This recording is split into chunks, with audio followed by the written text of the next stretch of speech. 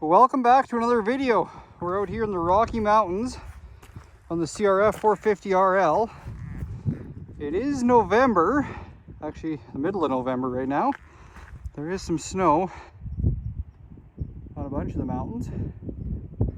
Did have to cross some ice and slush on the way in here,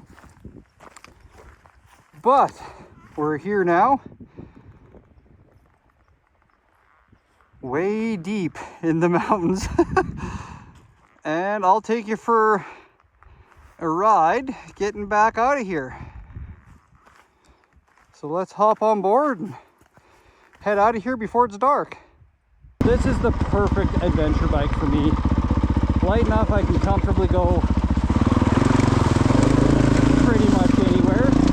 I feel comfortable and confident. It'd be cool to come back in springtime and see those being waterfalls.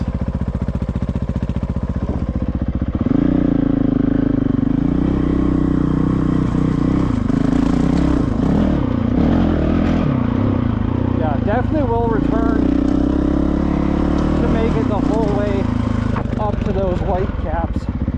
Probably won't be this year. It's supposed to snow tonight, but it would be nice to get up there and make it the full way. I believe there's a waterfall at the end of the trail. I'm not totally sure,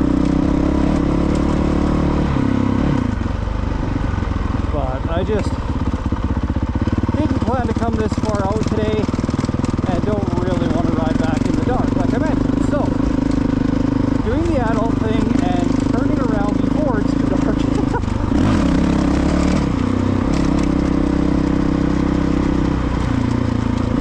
Yeah, the nice thing is too, this trail technically is for highway vehicles only. I did run into Alberta Parks on the way in here, and he just kind of chuckled and laughed and said, yeah, you're street legal, by all means, go have fun. So kind of the one really nice perk of having a dual sport bike like this is you're allowed to go places that are only accessible on highway vehicles. So that's a pretty big perk. I believe either later November here or the start of December, they do change the trail from being highway vehicles to being off highway. I'm assuming probably more so for sleds or maybe ATVs with tracks, but for now, I'm definitely going to take the perk I have of this thing being street legal and being able to get me out there legally to do this.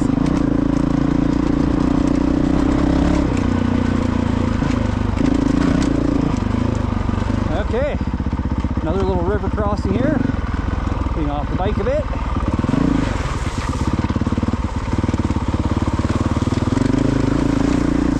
Oh yeah, I am ready for this next little river crossing.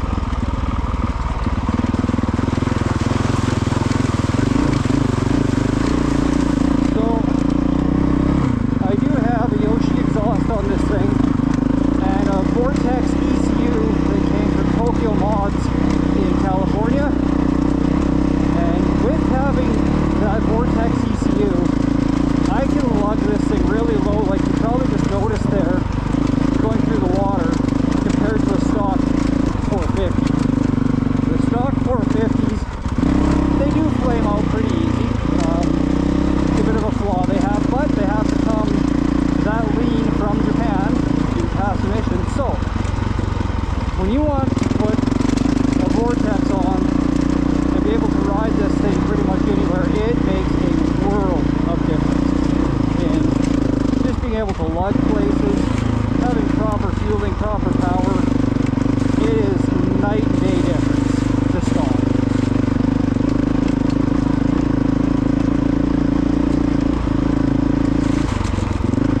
So if you do have a CRF450RL or any of the KTM, EXCFs, really any bike, feel free to check out Tokyo Mods and look into their Vortex ECUs, because that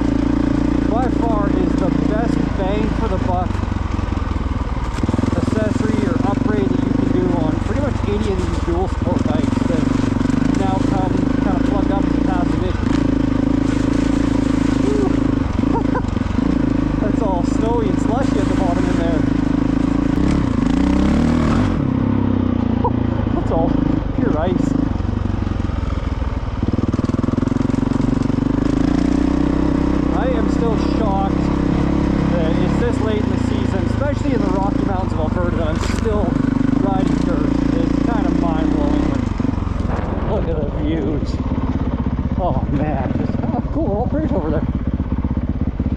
I don't know. Does it get any better than this?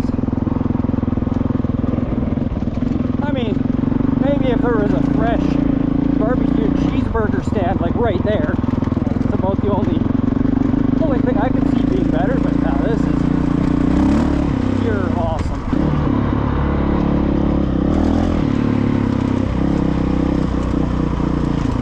Like right truly in the heart of the Rockies. And to only have it, you know, an hour and so away from home.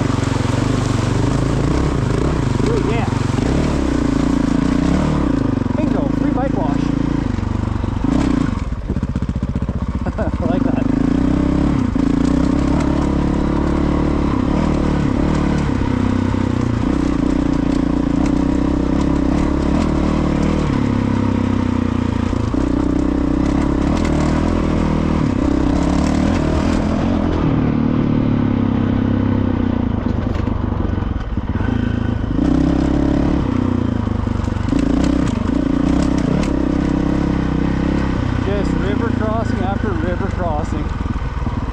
So darn cool.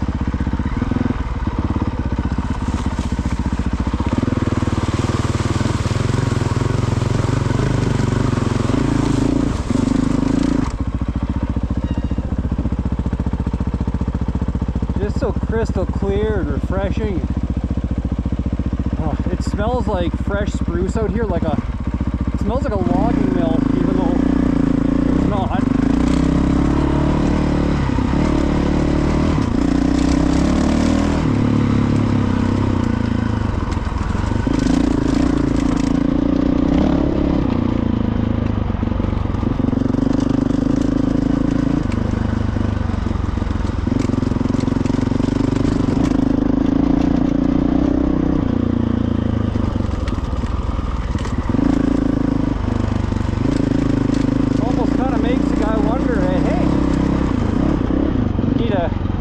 With an overland tent on it, stick one of the little bikes on the back, and cruise around this area for days.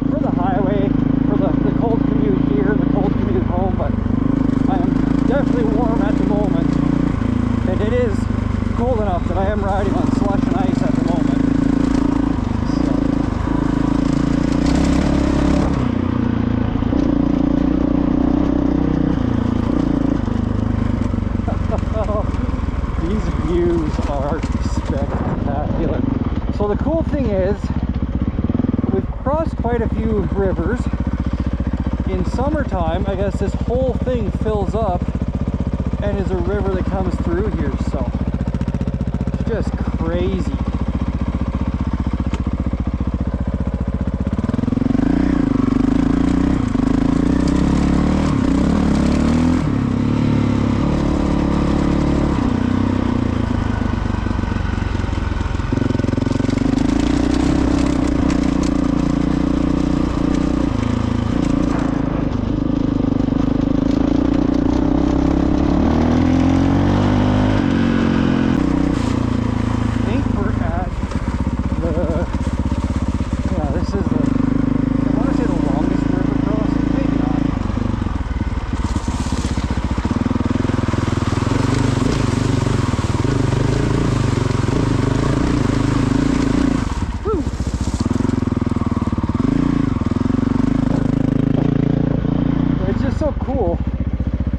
whole trail just follows the river all the way back up and in until you hit the park, I believe.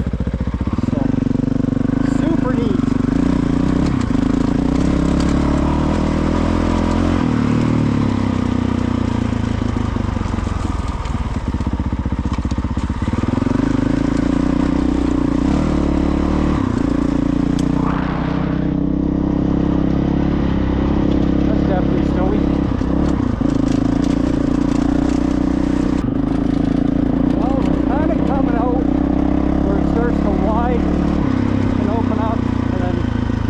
Up the one hill and back into the foothills pretty quick here.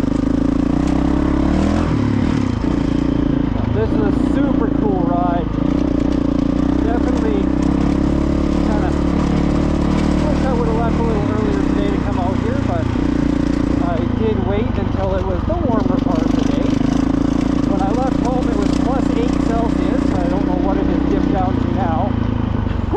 Nor do I know what it's going to cool down to on the way home, because yeah, I still got like, shoot, probably another hour and a half or so until I make it home, so.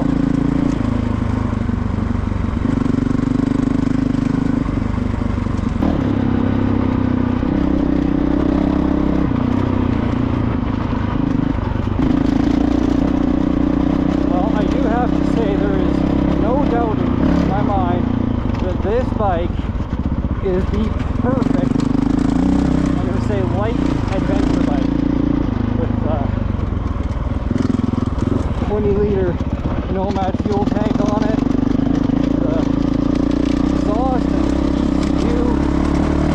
It does the highway comfortably. I say comfortably, even with the different seat. My rough does get a little sore, but I mean, compared to say a heavier, bigger, full adventure bike, this thing is wonderful. Still fun, nimble, and playful on the trails.